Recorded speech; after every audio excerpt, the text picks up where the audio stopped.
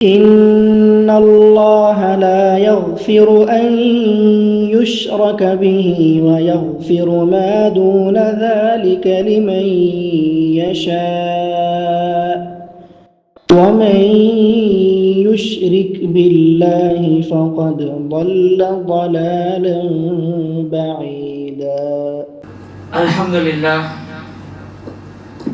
نحمده ونستعينه ونستغفره ونؤمن به ونتوكل عليه.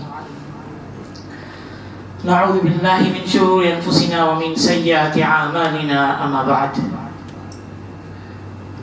فإن خير الحديث كتاب الله وخير الهدي هدي محمد صلى الله عليه وسلم وشر الأمور محدثاتها وكل محدثة بدعة وكل بدعة ضلالة وكل ضلالة في النار. قال الله تعالى في القرآن المجيد وفي الفرقان الحكيم: أعوذ بالله من الشيطان الرجيم. بسم الله الرحمن الرحيم. يا أيها الذين آمنوا اتقوا الله حق تقاته ولا تموتن إلا وأنتم مسلمون. وقال الله تعالى أيضا: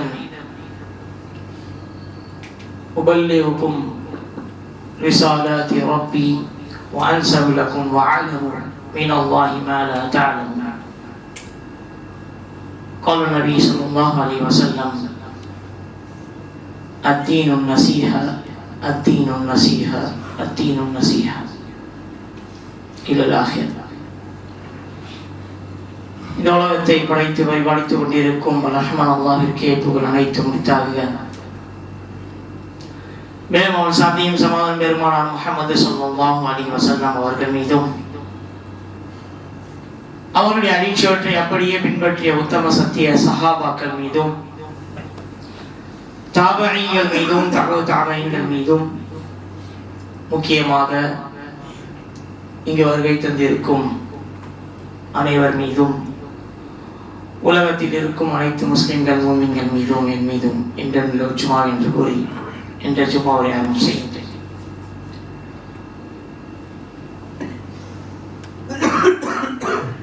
இந்த உரை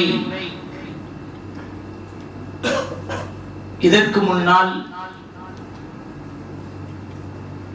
உங்களுடைய பெயர்கள் எல்லாம் நீங்கள் உள்ளே வரும் பொழுது பதிவாகப்படுகிறது. மலக்குமார்கள் அதை அவருடைய பதிவேட்டில் பதிவு செய்கிறார்கள். இதை நீங்கள் மனதில் வைத்துக் கொள்ளுங்கள். ஒரு ஜும்மாவிற்கு வந்துவிட்டால் உரை முடியும் வரை, தொழுகை வரை தன்னுடைய திசையை எதன் பக்கமும் திருப்பாமல் ஹதீபு மேலே இருக்கட்டும், அவருடைய உரையை நோக்கி இருக்கட்டும். அவர் எதை பற்றி பேசினாலும் அங்கு மார்க்கம் என்ற ஒரு விஷயம் இருக்கும். ஆகையால் அந்த உரையின் பக்கம் உங்களுடைய நோக்கம் இருக்கட்டும். தொழுகை வரை உங்களில் யாராவது ஜும்மாவிலே பேசிவிட்டாரோ அல்லது கை செயலிகள் உங்களில் இருக்கக்கூடிய அந்த விஷயத்தை நீங்கள் பயன்படுத்தினாலோ உங்களுக்கு ஜும்மாவுக்கான நன்மை கிடைக்காது. ஜும்மா தொழுவது எந்த ஒரு பிரயோஜனமும் கிடையாது. அடுத்த ஜும்மா வரைக்கும் உங்களுக்கு பாதுகாப்பும் கிடைக்காது. ஹதீஸ்ல இருக்கு, ஜும்மாவை அடைந்த ஒருவர் நல்ல நோக்கத்தோடு நல்ல எண்ணத்தோடு இஹ்லாஸோடு ஒருங்கிணைந்து இந்த ஜும்மாவை அடைகிறார் என்றால் அவர் இமாம் மேடையில் ஏறியதற்கு பிறகு தன்னை அமைதிப்படுத்தி கொள்ளட்டும். மற்றவர்களை அமைதியாக இருக்கக்கூட சொல்லக்கூடாதுன்னு சொன்னாங்க. அதுக்காக நம்மளே அமைதிப்படுத்திக்கணும்.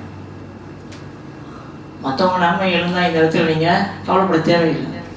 நன்மை அல்லாஹ் கொடுக்கறது, கூலி அல்லாஹ் கொடுக்கறது அல்லாஹ்ட்ட இருக்கு. ஆகையால் இதை முதல்ல வச்சுக்கோங்க. அதிகமாக உலக விஷயத்தை இந்த இடத்துல கொஞ்சம் தடுத்துக்கோங்க.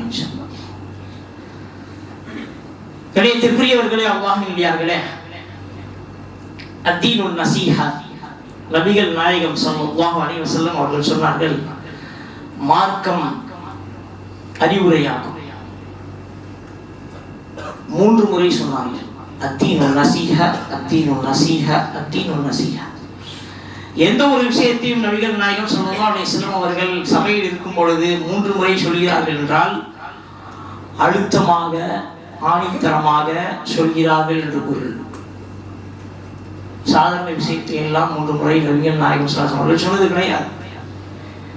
3 முறை எதையாவது பற்றி சஹாபாக்களிடத்தில் எடுத்து வைக்கிறார்கள் என்றால் அதற்கு செவிமடுக்க வேண்டும் என்று பொருள், அதை பின்பற்ற வேண்டியதும் அவசியம். சஹாபாக்களும் கேட்டார்கள், லிமன் யார், இந்த மார்க்கம் யாருக்கெல்லாம் எந்தெந்த விஷயத்தில் உபதேசம் கொடுக்கிறது யார் சொல்லலாம். 5 விஷயத்தை இந்த ஹதீஸிலே நபிகள் நாயகம் ஸல்லல்லாஹு அலைஹி வஸல்லம் அவர்கள் இடம்பெற செய்திருக்கிறார்கள்.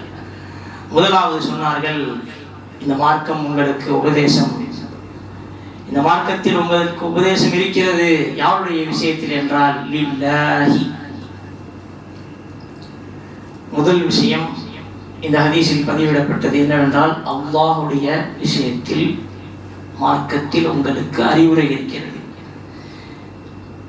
இதை விளக்கம் வைக்குமாறு ஹதீஸ் எழுதக்கூடியவர்கள் சொல்கிறார்கள், என்ன அல்லாஹ்வுடைய விஷயத்தில் நமக்கு என்ன உபதேசம் இருக்கிறது என்றால் இபாதத். இதை நாம் கவனிக்க வேண்டும். இபாதத்துகளில் நிறைய இருக்கிறது. கலிமாவுக்கு பிறகு தொழுகையிலிருந்து ஹஜ் வரைக்கும், அதுக்கு பிறகு இடையில செய்யக்கூடிய நிறைய விஷயங்கள், தர்மங்கள், நல்ல நன்மைகள், zikruகள் எல்லாம் இபாதத்தில் ஆனது. துஆ, நீங்கள் கேட்கக்கூடிய துஆ. இந்த விஷயத்தில் மார்க்கம் நமக்கு அறிவுரை சொல்கிறது என்றால் அல்லாஹ்வுடைய விஷயத்தில் நாம் சரியாக இருக்க வேண்டும் என்று ரசூல் ஸல்லல்லாஹு அலைஹி வஸல்லம் சொல்கிறார்கள். முதலில் நாம் முக்கியத்துவம் கொடுக்க வேண்டியது உலகத்தில் சம்பாதிப்பதற்கு அல்ல, குடும்பத்திற்கும் அல்ல, எல்லாத்துக்கும் முன்னாடி ப்ரிஃபரன்ஸ் கொடுக்கிறது இபாதத்துக்கு தான். இன்னைக்கு சமூக நிலை என்ன தெரியுமா? இபாதத்து கடைசியில் போட்டாங்க, சம்பாத்தியம் முதல்ல வந்துருச்சு, குடும்பம் 2வது இடத்துக்கு வந்துருச்சு. ஆனா அல்லாஹ் சொல்றான் குர்ஆன்ல, வமா கலக்துல் ஜின்ன வல் இன்ஸ இல்லா லியஅபுதுன், நான் ஜின்களையும் மனிதர்களையும் என்னை வணங்குவதற்காக மட்டும்தான் படைத்தேன். அல்லாஹ் சொல்கின்ற வார்த்தை, குர்ஆனில் உள்ள வசனம். சொல்லக்கூடிய வார்த்தை என்ன, அந்த வசனம் என்ன, அந்த வசனத்துடைய பொருள் என்ன? நான் மனித வர்க்கத்தையும் ஜின் வர்க்கத்தையும் என்னை வணங்குவதற்காக மட்டும்தான் படைத்திருக்கிறேன். இதுதான் மனிதன் உலகத்தில் அனுப்பப்படக்கூடிய முதலும் முக்கியமான நோக்கமும் கூட. அதற்கு பிறகுதான் எல்லாம். இந்த விஷயத்தில் தான் நாம் இன்று அதிகமாக கோட்டை விட்டு விட்டோம். இதில் கோட்டை விட்டு விட்டோம் என்றால் ஷைத்தானுடைய வழியில் நாம் செல்வதில் எந்த ஒரு சந்தேகமும் கிடையாது. ஒருவன் இபாதத்தை மறந்து இந்த உலகத்தில் வாழ்கிறான் என்றால் அவன் நிச்சயமாக ஷைத்தானுடைய அந்த தீண்டுதலில் இருந்து தப்பிப்பதற்கு வாய்ப்பு கிடையாது. அதுல மாட்டிப்பான். ஷைத்தானுடைய வஸ்வாசாக்கள் அவனை சூழ்ந்து அவனை கவர்ந்து விடும், அவனை உலகத்தின் பக்கம் இழுத்து விடும். யாருக்கு? இபாதத்தில் இல்லாதவர்களுக்கு, தொழுகக்கூடியவர்களுக்கு ஷைத்தான் தொல்லை செய்வான், ஆனால் வழிமாற்ற முடியாதவனாக. அவனுடைய வஸ்வாசாக்கள் வரும், ஆனால் அவனை வழிமாற்ற முடியாது. அவனிடத்தில் தொழுகை இருக்கு. அதிகம் நன்மை செய்யக்கூடியவர்களிடத்திலே ஷைத்தான் நெருங்க மாட்டான். காரணம், அல்லாஹ்வுடைய அச்சம் அவரிடத்திலே இருக்கும். யாரிடத்திலே இறையச்சம் இருக்கிறதோ அதே இதயத்தில் ஷைத்தானுக்கு இடம் கிடையாது. உமர் ரலியல்லாஹு உதாரணத்தை எடுத்துக்கோங்க. சொல்றாங்க, வரலாறுல சொல்லப்பட்டிருக்கு என்ன, அவர் ஒரு தெருவுக்கு போனா இன்னொரு தெருவுல ஷைத்தான் ஓடிடுவான். இந்த இடத்துல உமர் வராது, நான் போக மாட்டேன், ஷைத்தான் வேற தெருவுக்கு ஓடுவான். உமர் ரலியல்லாஹு அவருடைய ஒரு தெருவில் நடக்கும் பொழுது மறு தெருவில் அவன் ஓடுவான் என்றால் அவருடைய தக்வாவை நீங்கள் கணித்து பாருங்கள். அவருடைய இறையச்சம் எப்படி இருந்திருக்கிறது என்று யோசித்து பாருங்கள். நாமும் அவருடைய சமூகத்தில் அவர் பின்பற்றிய இஸ்லாத்தை தான் நாமும் இன்று பின்பற்றுகிறோம். நம்முடைய மனதில் எவ்வளவு தக்வா இருக்கிறது, நம்முடைய இதயத்தில் எவ்வளவு இரையச்சம் இருக்கிறது. கணியத்திற்குரியவர்களே, அல்லாஹ்வின்டியார்களே, இரையச்சம் மிகவும் அவசியம் இபாதத்திற்கு. இது இல்லை என்றால் நம்ம கண்டுக்கவே மாட்டோம் தொழுகை. இன்னைக்கு அப்படிதான் பொதுபோக்கா போயிட்டு இருக்கு. அப்புறம் பார்த்தீங்கன்னா வேலை முக்கியம், சாப்பாடு முக்கியம், காசு முக்கியம், குடும்பம் முக்கியம். இது எல்லாத்தையும் விட அதிகமான முக்கியத்துவம் கொடுக்க வேண்டியது இபாதத். அதை மறந்துவிட்டோம். அதைத்தான் இந்த இடத்தில் ரசூலுல்லாஹி ஸல்லல்லாஹு அலைஹி வஸல்லம் அவர்கள் மார்க்கத்திற்கு முதலாக நாம் யார் விஷயத்தில் உபதேசம் பெற வேண்டும் என்றால் அல்லாஹ் என்று சஹாபா இடத்துல சொல்றாங்க. சஹாபாக்கள் கேட்கிறாங்க, சும்மா மன் யா ரசூலுல்லாஹ், அடுத்து யாரு? அப்ப நபிகள் நாயகம் ஸல்லல்லாஹு அலைஹி வஸல்லம் சொல்றாங்க, லி கிதாபி, குர்ஆனுடைய விஷயத்திலும் இந்த மார்க்கத்தில் உங்களுக்கு உபதேசம் இருக்கு. சஹாபாக்கள் காலத்துல குர்ஆன் இப்படி திரட்டிப்பட்டு வைக்கப்படல. என்ன ரசூலுல்லாஹி ஸல்லல்லாஹு அலைஹி வஸல்லம் அவர்கள் ஓதுகிறார்களோ வாய்ப்பட அதை கேட்டு சிலவர்கள் ஏட்டில் தோளில் எழுதி அதை மனப்பாடம் செய்தார்கள். சிலவர்கள் 4 முறை 5 முறை அதை கேட்டு அப்படியே மனனம் செய்தவர்கள் தான் இருந்தார்கள். உஸ்மான் ரலியல்லாஹுடைய காலத்தில் தான் குர்ஆன் ஒன்று திரட்டப்பட்டது. ஆனால் அதற்கு முன்னால் ரசூலுல்லாஹி ஸல்லல்லாஹு அலைஹி வஸல்லம் சொன்னார்கள், என்ன உங்களுக்கு இந்த வேதத்திலும் அறிவுரை இருக்கிறது, என்ன இந்த வேதத்தை ஓதுவதில், இதை புரிந்து கொள்வதில், இதை அமல் செய்வதில், இதில் ஆராய்வதில் இவ்வளவு அறிவுரைகள் இருக்கிறது. திருமறையில் என்ன அறிவுரை? ஓதுதல் முதல் விஷயம். இரண்டாவது விஷயம், அதை புரிந்து கொள்வதற்காக அர்த்தம் படித்தல். ஏன்னா நம்ம அந்த மொழிக்காரவங்க கிடையாது, அரபு கிடையாது, நம்ம அரபு அல்லாதவர்கள், எந்த ஒரு வேறுபாடும் கிடையாது நமக்கு மார்க்கத்தில். முஸ்லிம் ஆனால் அரபு அல்லாதவர்கள், அரபு நமக்கு புரியாது. அதற்காகத்தான் இன்னைக்கு பல மொழிகளில் மொழிபெயர்க்கப்பட்ட ஒரு புத்தகம் இருக்கிறது, ஓதப்படுகிறது என்றால் அது குர்ஆன். பல 100 மொழிகளுக்கு மேல் மொழிபெயர்ப்பு செய்யப்பட்டிருக்கிறது ஒரே ஒரு புத்தகம், அதுதான் அல்லாஹ்வுடைய வேதம், இறை வேதம் குர்ஆன். உங்களுடைய மனசுல கை வச்சு சொல்லுங்க, இன்னைக்கு எத்தனை பேர் குர்ஆனோட தொடர்புல இருக்கோம் சொல்லி, எந்த அளவுக்கு அந்த குர்ஆனோட நெருக்கத்தில் இருக்க சொல்லுங்க. ஒரே ஒரு சாக்கு சொல்லிடுறோம், அரபி ஓத வராது, தெரியாது, முடிஞ்சு. பெருசாயிட்டோம், வயசாயிருச்சு, வாய்ப்பு இல்லை படிக்கிறதுக்கு, இதுக்கு மேல எங்க போறது? இந்த சாக்குகள்லாம் இன்னைக்கு பதிலடி இருக்கு. அந்த காலத்துல சொல்லலாம் பிள்ளைகள் மட்டும்தான் மதரசாக்களை படிப்பாங்க. இந்த காலம் அப்படி இல்லை.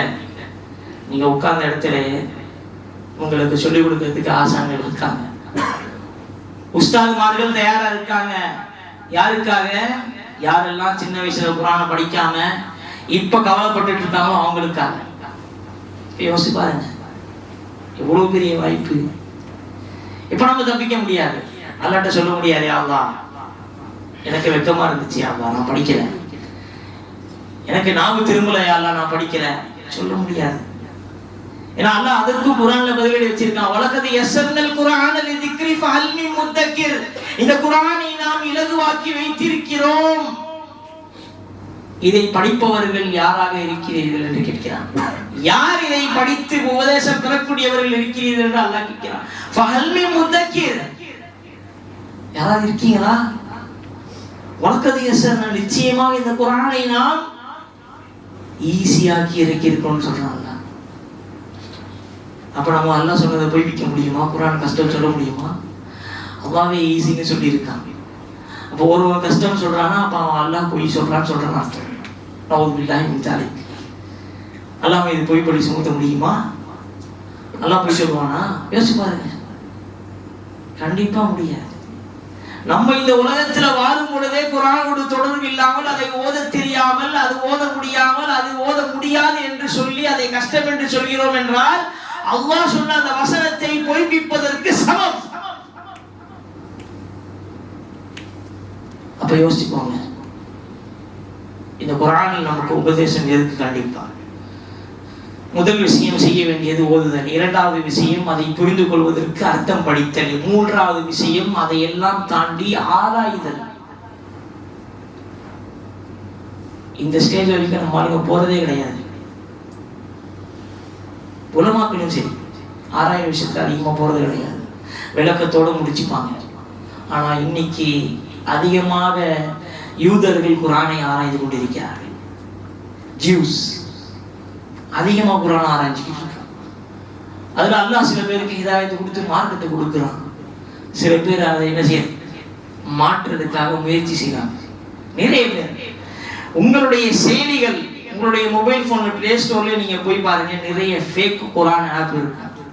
உங்களுக்கே தெரியாது ஃபேக் குரான் ஆப் இருக்கு. உள்ள போய் டவுன்லோட் பண்ணி பார்த்தீங்கன்னா தெரியும், குரானுடைய சூரா பெயர்கள்லாம் மாற்றப்பட்டிருக்கும். சில பக்கங்களையே அழிச்சிருப்பாங்க, மாற்ற முடியல, என்ன செய்யறது, எரேஸ் பண்ணிட்டாங்க. இது குரான் படித்தவங்களுக்கு தெரியும், படிக்காதவங்களுக்கு அதுதான் குரான் படிச்சுக்கிட்டு இருக்காங்க. யோசிச்சு பாருங்க, ஃபேக் குரான் ஆப் கிரியேட் பண்ணியிருக்காங்கன்னா எந்த அளவுக்கு அவன் ஆராய்ஞ்சிருக்காங்க குரான். இன்னைக்கு நம்மள்ட்ட அந்த ஆராய்வு இல்லை, ஆனா அல்லாஹ் நம்மள்ட்ட தான் கேட்கிறான்.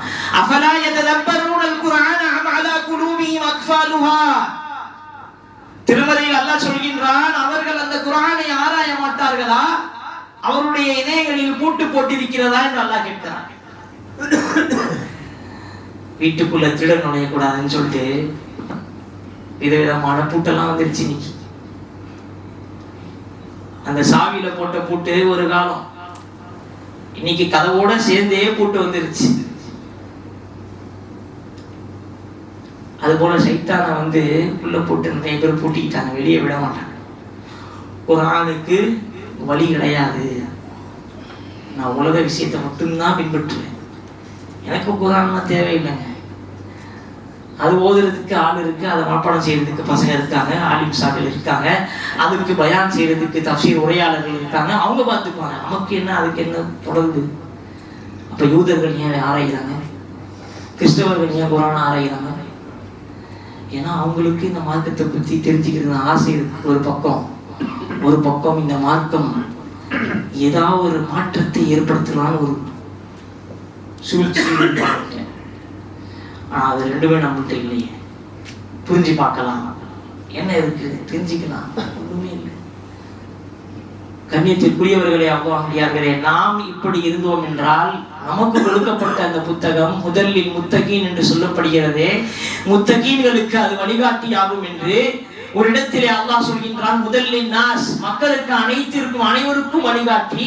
அதே புத்தகத்தை பேசும் பொழுது அல்லாஹ் சொல்கின்றான் முதலில் முத்தகீன் என்று, முத்தகீன் இறையச்சவாதிகளுக்கு அது வழிகாட்டி என்று.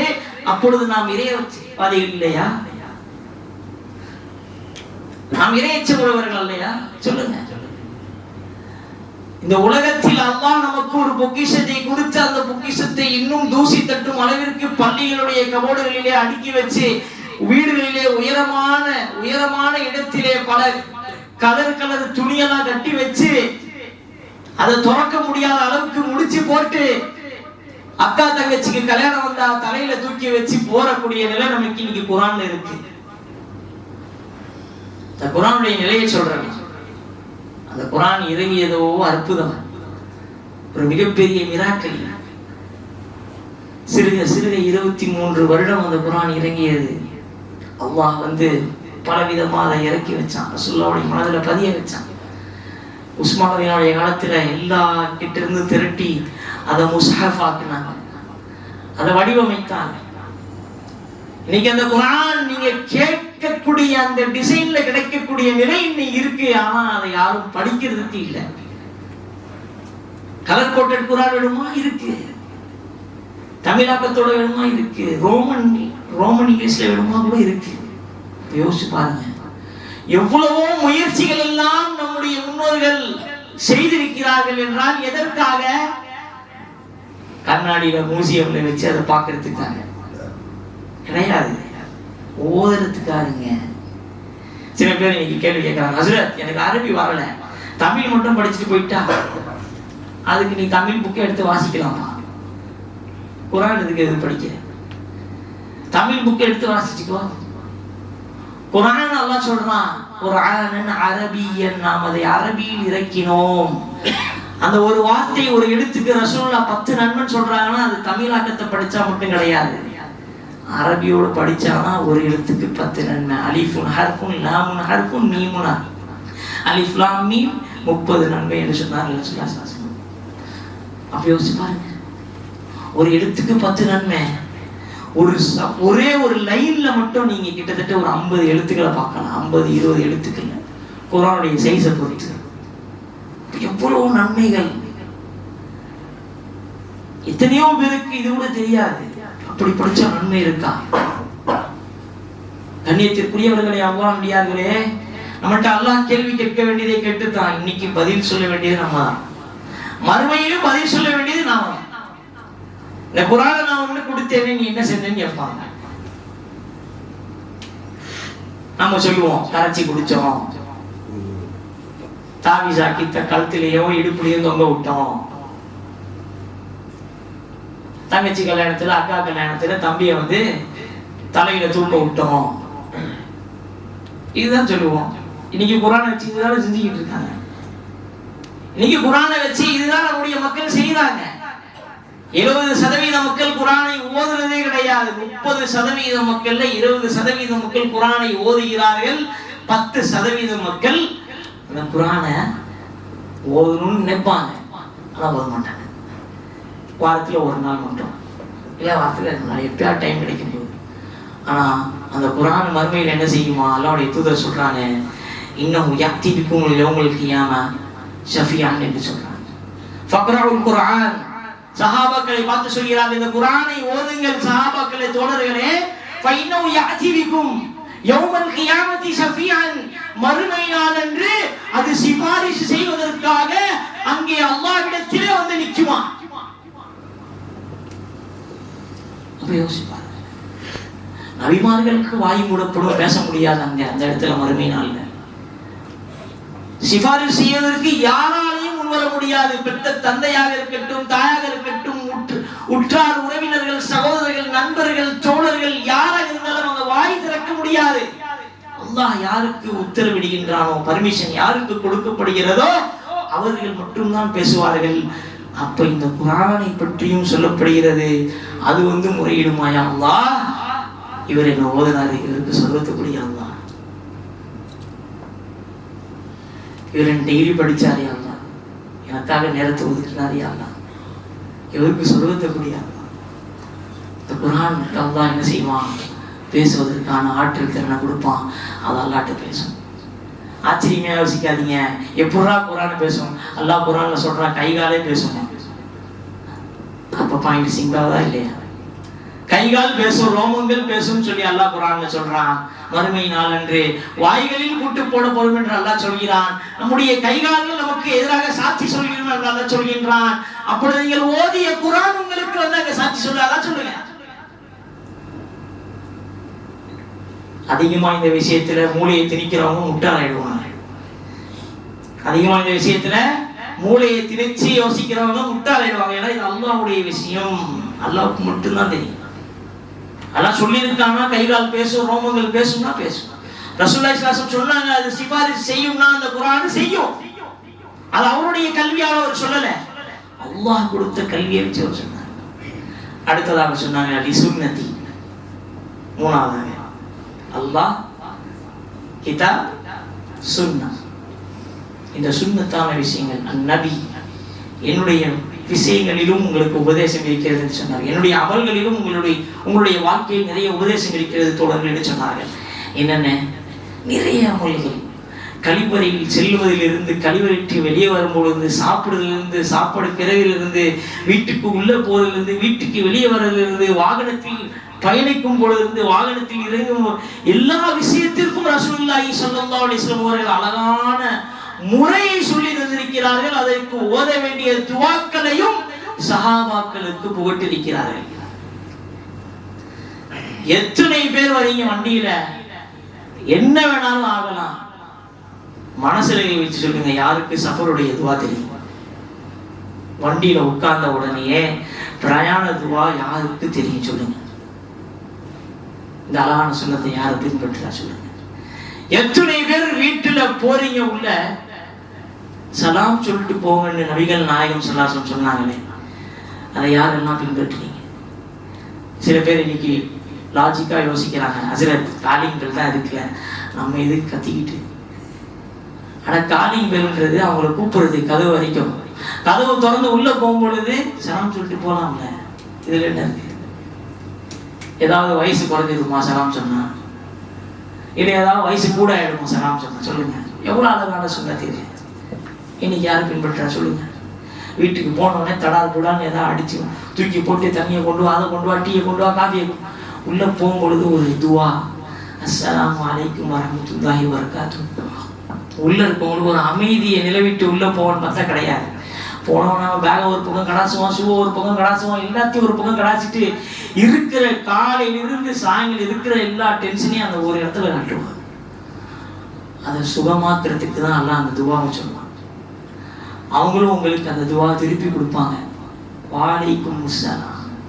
அந்த இடத்துல சாந்தி அப்படியே நிம்மதி இறங்கும். அது சலாம்ன்றது சாதாரண விஷயம். குட் மார்னிங் குட் ஈவினிங் கிடையாதுங்க. அது ஒரு துவா, சிறப்பான ஒரு மருந்து, ஒரு துவா. அந்த துவாவிலே மன நிம்மதி அடைவதும் என்றால் அது சாதாரண விஷயம் கிடையாது. அல்லாஹ்வுடைய ஏற்பாடு. யோசிச்சு பாருங்க.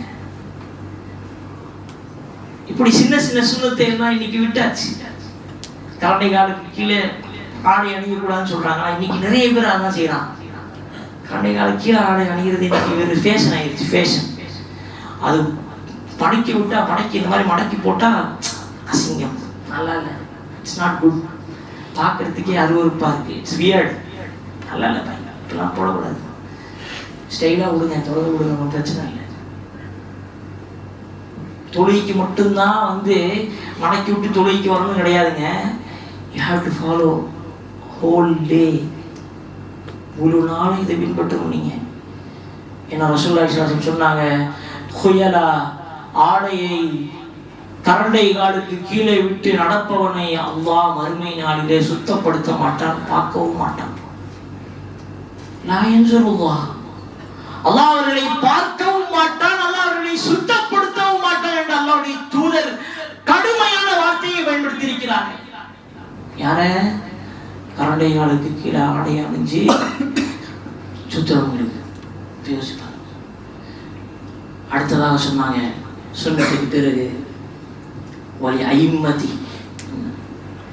ஐம்மதி நாஸ், இந்த சமூகத்துடைய இமாம்களுக்கு அந்த விஷயத்திலும் உங்களுக்கு அறிவுரை இருக்கு. இந்த சமூகத்தை தலை தாங்கி நடக்கக்கூடிய இமாம்கள், தலைவர்கள், அவர்களிடத்திலும் உங்களுக்கு உபதேசம் இருக்கு. அவர்களிடத்தில் நீங்கள் செய்ய வேண்டிய என்னவென்றால் கண்ணியம், மரியாதை. இது ரொம்ப அவசியம். ஏனென்றால் உங்களுடைய ஐவேளை தொழுகையை நடத்தக்கூடியவர் ஒரு இமாம், தலை தாங்கி. அவர் இல்லைன்னா எல்லாம் ஆடி போயிடுவாங்க. யாரும் முன்னாடி போகுது? யார்? யோசிங்க. சற்று நேரம் இமாம் தொழுகைக்கு முன்னால் ஒரு நிமிடம் தாமதமானாலும் அங்கே எல்லாம் கால் நடுங்க ஆரம்பிச்சு. எல்லாரும் இமாம் வரல, யார் தொழுகைக்காது? யார்? அப்ப யோசிச்சு பாருங்க, அது எவ்வளவு பெரிய பொறுப்புன்னு. அவர்களுக்கு நீங்கள் கண்ணியம் கொடுக்க வேண்டும். இமாம் என்பவர்கள் இலக்கணமானவர்கள் அல்ல. இந்த உலக கல்வி எல்லாம் தூக்கி போட்டு மார்க்கத்தை தலையில் சுமப்பவர்கள் அவர்கள். அவர்கள் நினைத்திருந்தார் இன்ஜினியரோ, டாக்டரோ, சிவில் இன்ஜினியரோ ஏதாவது ஆயிட்டு அவங்களுடைய காசு சம்பாதிக்கும் குடும்பம் போய்கிட்டு இருக்கலாம். ஆனால் அவர்கள் மார்க்கத்தை சுமந்த அந்த மார்க்கத்திற்கு செய்யக்கூடிய அந்த சேவையை நாம் இன்று எவ்வளவு இலக்கணமாக கருதுகிறோமோ அது அவ்வளவு உங்களுக்கு விளைவுகளை கொடுக்கும். யோசிச்சு பாருங்க. அதான் சொன்னாங்க ரசூலுல்லாஹி ஸல்லல்லாஹு அலைஹி வஸல்லம், இந்த தீன் நசீஹத், இந்த தீன் நசீஹத் என்று சொன்னார்கள். யாருக்கெல்லாம் இந்த விஷயத்துல உங்களுக்கு அறிவுரை இருக்கு, இமாம்களை கொண்டு வந்து சொன்னாங்க. ஏன்னா அவருக்கு பிறகு நபி யாரும் கிடையாது. அதை மனதில் வைத்து சொன்னார்கள். வழி ஐம்மதி, அதை மனதில் வச்சு தொழுகையில பள்ளிவாசல் இருக்கக்கூடிய இமாம்கள் மோதிகளுக்கு கண்ணியம் கொடுங்க. அது போதும். காசு கொடுக்கறது கிடையாது, அது இல்லை. சம்பளம் 10,000 15,000 மேல கிடையாது, அது ஒரு உண்மையான விஷயம்தான். ஆனா கண்ணியம் என்பது நீங்கள் கொடுக்கலாம். காசு கொடுக்குற பொறுப்பு மேனேஜ்மெண்ட் கையில இருக்கு, அதெல்லாம் அவங்கள்ட்ட பேசிப்பான். ஆனா மக்களால் கொடுக்க வேண்டியது என்ன? கண்ணியம், மதிப்பு. இதை நீங்க கொடுங்க. நல்லா பேசுங்க, நல்லா முறையிடுங்க. நல்லா அவர்கள்ட்ட பேசும் பொழுது இலக்கணமாக கருதாமல் பேசுங்க. அவர்கள் செய்யக்கூடிய வேலை வேலை கிடையாது, சேவை. அது ஒரு ஜாபம், அவங்க செய்ய மாட்டாங்க, ஒரு கடமை. அடுத்ததாக சொன்னாங்க கடைசியா ரசூலுல்லாஹி ஸல்லல்லாஹு அலைஹி வஸல்லம் அவர்கள் இந்த ஹதீஸ்ல ஒலி ஆம்மதிஹிம், மக்களிடத்திலும் நமக்கு உபதேசம் இருக்கிறது என்று சொன்னார்கள். விரும்பு நல்ல உணவை சாப்பிட விரும்புகிறாயா, உன்னுடைய சகோதரருக்கு அதை நீ கொடுக்க விரும்பு, உன்னுடைய உற்றார் உறவினர்களுக்கு அதே. நாம் என்ன ஆசைப்படுகிறோமோ நல்ல நல்ல விஷயத்தை அனுபவிப்பதற்காக இந்த உலகத்திலே அல்லாஹ்வுடைய கிருபையை கொண்டு நாம் அல்லாதவர்களுக்கும் நம்முடைய சகோதரர்களாகிய இஸ்லாமியர்களுக்கும் அதை நாம் கொடுக்க வேண்டும் என்று நீங்கள். இதுதான் சொன்னார். ஒரு மூமினாக மாட்டான் எதுவரை என்றால் அவன் என்ன ஆசைப்படுகிறானோ அதே அவனுடைய சகோதரனுக்கு ஆசைப்படாத வரை. அப்ப யோசிப்பார். இதுதான் ஆம்மதி, மக்களுக்கு செய்ய வேண்டிய உபதேசம். அல்லாஹ் நாம் அனைவருக்கும் இந்த 5 விஷயத்தை கவனிப்பதற்கு அல்லாஹ் வாய்ப்பு கொடுத்தான், கேட்கறதுக்கு அல்லாஹ் வாய்ப்பு கொடுத்தான். அல்ஹம்துலில்லாஹ். அமல் செய்யறதுக்கும் அல்லாஹ் வாய்ப்பு கொடுக்கட்டும். இதை நாம் அமல் செய்ய வேண்டும் என்றால் அதற்கு அல்லாஹ் நமக்கு முயற்சி என்ற ஒரு விஷயத்தை நம்முடைய மனதில் பதிவு செய்யட்டும். அல்லாஹ் தௌஃபீக் என்ற ஒரு விஷயத்தை தான் நமக்கு கொடுக்கட்டும். இன்னும் நிறையவர்கள் ஒரு விஷயத்தை சொல்லி முடிச்சுக்கிறேன். காசால இன்னும் நிறையவர்கள் உணவு பசிக்காக ஏங்கி நிறையவர்கள் மௌத்தாகிட்டு இருக்காங்க. நிறைய குழந்தைகள், பச்சிலம் குழந்தைகள் உணவில்லாமல் மண்ணை உண்டு கொண்டு அந்த பெற்றோர்கள் வெளியிடக்கூடிய அந்த வார்த்தைகளை பாருங்கள். எண்ணத்திற்குரியவர்களே, அந்த நிலைமை நமக்கு இல்லை இங்கே. இருந்தாலும் நம்மளால ஒண்ணு செய்ய முடியும். அவங்களுக்காக துவா அதை மனசுல வச்சு இந்த ஜும்மால சேர்ந்த நாள்ல ஒரு நேரம் இருக்கு. அந்த நேரத்துல துவா ஏற்றுக்கொள்ளப்படும். அந்த நேரம் எப்பொழுது நமக்கு தெரியாது. ஆனா நீங்க கிடைக்கும் போதுலாம் துவா செய்யுங்க. அவருடைய கஷ்டத்தை எல்லாம் நீக்குவானாக, அவருடைய பசியை போக்குவானாக. ஈஜிப்தில் இருக்கக்கூடிய, லெபனான்ல இருக்கக்கூடிய மக்கள்லாம் கடல் வழியா அரிசி எல்லாத்தையும் எடுத்து, பருப்பு எல்லாத்தையும் பாட்டில்ல போட்டு கடல் அனுப்புறாங்க. என்ன நம்பிக்கையோட? இந்த கடல் வழியை போய் பலஸ்தீன் அவங்களை போய் அந்த உணவு சேர்க்கணும்னு. அது எந்த அளவுக்கு முடியும் தெரியாது. அவங்களுடைய நம்பிக்கை கைவிடாது. அல்லாஹ் கண்டிப்பா அவர்களுக்கு உதவுவான். அல்லாஹ் அவர்களுக்கு உதவி செய்யட்டும். அவர்களை யாராவது இன்னும் கஷ்டப்படுத்தி கொண்டிருக்கிறார்களோ அல்லாஹ் அவர்களுக்கான தண்டனை இந்த உலகத்திலும் மறுமையிலும் அல்லாஹ் கொடுக்கட்டும். ஆமீன். அல்ஹம்துலில்லாஹி ரப்பில் ஆலமீன். வஸ்ஸலாமு அலைக்கும் வரஹ்மத்துல்லாஹி.